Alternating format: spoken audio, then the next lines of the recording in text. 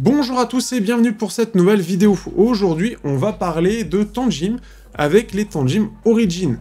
Ils sont à peu près à 200-250 €. Vous avez le lien en description si jamais vous voulez aider la chaîne et si jamais vous êtes intéressé pour l'acheter tout simplement. Et ce qui fait que ce sont des monodrivers avec des bus interchangeables et une très bonne finition. Et on y va tout de suite.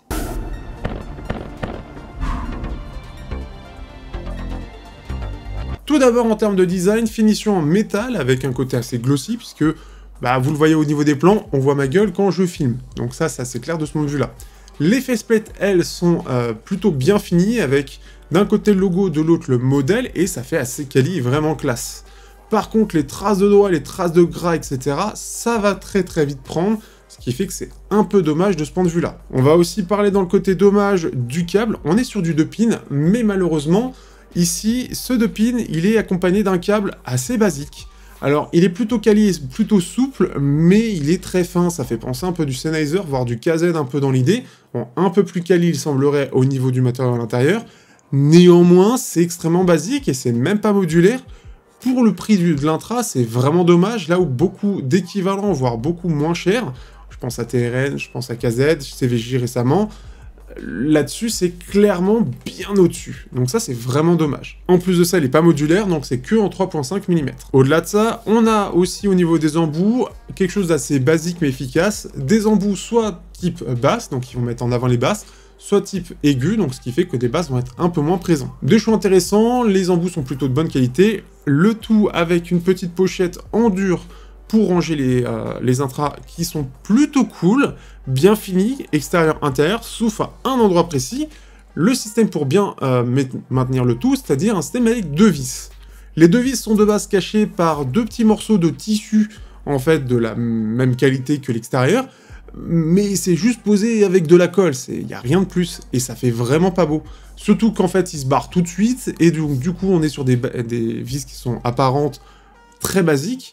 Ce qui est dommage, c'est d'avoir voulu les cacher, sauf que ça tient pas, là où ils auraient pu prendre des vis qui sont un peu plus quali, un peu plus décoratives, qui auraient pu faire partie du design, et ça aurait accompagné le design. Là, c'est pas du tout le cas, et ça fait très cheapos, du coup, de cacher ça comme ça. Au-delà de ça, sur la signature, donc ici, on est sur un monodriver qui est plutôt performant, une scène qui est plutôt pas mal, des détails qui sont très bien présents pour du monodriver, et une bonne dynamique générale. La signature elle-même, on est sur un côté assez équilibré, avec une petite mise en avant des basses, et des aigus qui sont un peu plus doux. On le voit au niveau de la courbe, ça fait plutôt neutre, même si je trouve que c'est plus les basses qu'on va ressentir, et des aigus qui, eux, sont un peu plus doux, un petit peu plus, pour ceux qui sont sensibles, notamment au niveau des aigus, un peu plus tranquilles.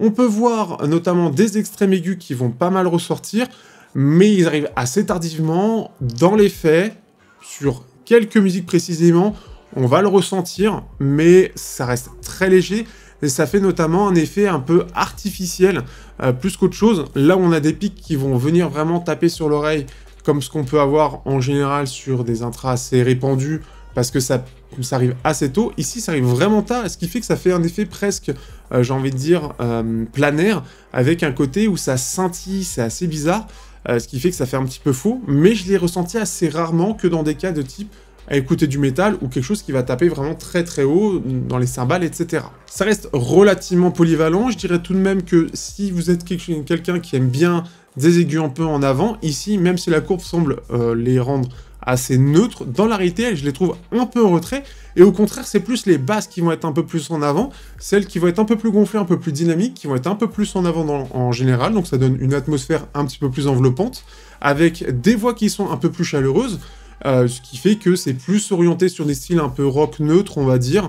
Sur l'électro, ça passe très bien tout en ayant cette bonne neutralité encore une fois, avec une bonne profondeur dans la basse, qui fait que c'est plutôt bon de ce point de vue-là. C'est au contraire le fait qu'on ait des cymbales qui ressortent un peu moins, ou un côté un peu plus doux, un peu plus voilé, quand on a l'habitude d'un train un peu plus clair, comme ceux que j'ai testés précédemment, et justement on va y arriver. Le tout avec une isolation qui est plutôt bonne, tout à fait correcte, rien d'incroyable de ce point de vue-là. Et du coup on va pouvoir parler justement de la partie comparaison. Juste avant ça, un petit oubli, les filtres, tellement c'est anecdotique. Il faut savoir que, et vous l'avez vu dans les courbes, il y a très peu de différence, c'est 1 décibel, donc ça va le mettre un petit peu plus ou un petit peu moins de basse.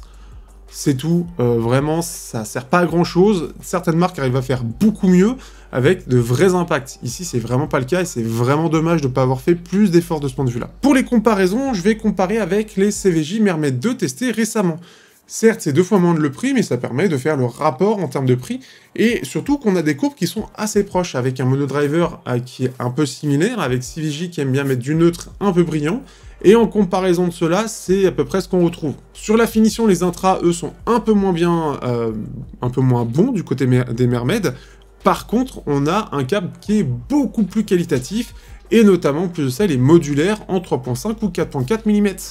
Aussi, au niveau des embouts, on a un nombre de choix qui est assez conséquent pour avoir du plaisir à l'écoute, et ce qui fait que on a plus de choix pour que ça aille dans le sens que l'on aime. Donc ça, c'est une bonne chose, on a quand même un meilleur packaging, on a juste rien pour les ranger, on peut pas tout avoir. Au-delà de ça, les CVJ, donc c'est du monodriver avec tout un système acoustique, et ce qui fait que on peut ressentir les choses suivantes. Globalement, on a un son qui est plus neutre, plus clair, avec un pic dans les extrêmes aigus qui est clairement plus audible en comparaison, et ce qui fait que ça donne un sentiment beaucoup plus agressif à même volume, c'est moins détaillé, et les voix sont un peu plus en avant et moins chaleureux. Donc ce qui fait que ça dépend de ce que vous cherchez, mais si vous cherchez de la clarté et des voix un peu plus en avant, ce sera plus les Mermaid, 2 fois moins le prix. Là où les Tanjim sont plus chaleureux, plus neutres dans l'ensemble, plus linéaires dans la présentation de la scène, et plus détaillés. Aussi, l'autre choix, ça faisait longtemps que je les avais pas écoutés, les QA Aviation, donc ils sont très sympathiques aussi. Ici, monodriver plus 3 armatures équilibrées, vraiment performants, ils sont à peu près, on l'avait sur le site, mais là on arrive à la fin du stock, et ce qui fait que ici on est sur une signature assez similaire avec quelques petites différences, des variations qui sont un peu plus légères par rapport au Mermaid 2. Globalement, on est sur une scène qui est à peu près similaire, une dynamique aussi, un peu plus de détails sur les aviations. Au niveau de la signature elle-même, déjà il y a un truc qui va ressortir au niveau des courbes, c'est que la basse est plus courte. Elle est moins profonde, on sent qu'elle est coupée, ce qui fait qu'on a une basse qui est un peu plus sèche, qui va moins gronder. Donc ça, c'est une première chose. L'autre chose, c'est qu'on a des aigus qui sont un peu plus en avant, et le fait qu'on ait des basses qui sont justement un peu plus en retrait va aider aussi à ça. Et aussi, du coup, et ce qui accompagne pour les voix, un côté moins chaleureux. Les voix sont un peu plus creuses, un petit peu plus claires aussi, et ce qui fait que ça permet d'avoir un peu plus de détails, un peu plus de clarté dans la scène générale, mais avec une basse moins profonde, moins fun. Tout dépend ce que vous recherchez. C'est en tout cas des intras qui sont intéressants, et justement pour la conclusion, les Tanjim Origin sont donc vraiment sympathiques. Des monodrivers qui sont plutôt bien détaillés, et qui sont plutôt qualitatifs, avec un packaging qui est plutôt cool, mais avec en vrai défaut le câble, qui lui n'est clairement pas à la hauteur du prix, ça faut le dire clairement.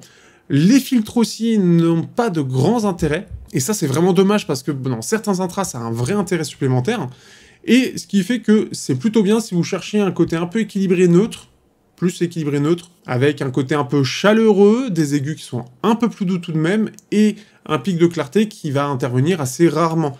Dans la plupart des styles, ça se ressentira pas. J'espère que vous aurez apprécié ce test, n'hésitez pas à liker, partager, commenter comme d'habitude, et on se dit à bientôt pour de prochaines vidéos sur la chaîne. Ciao à tous.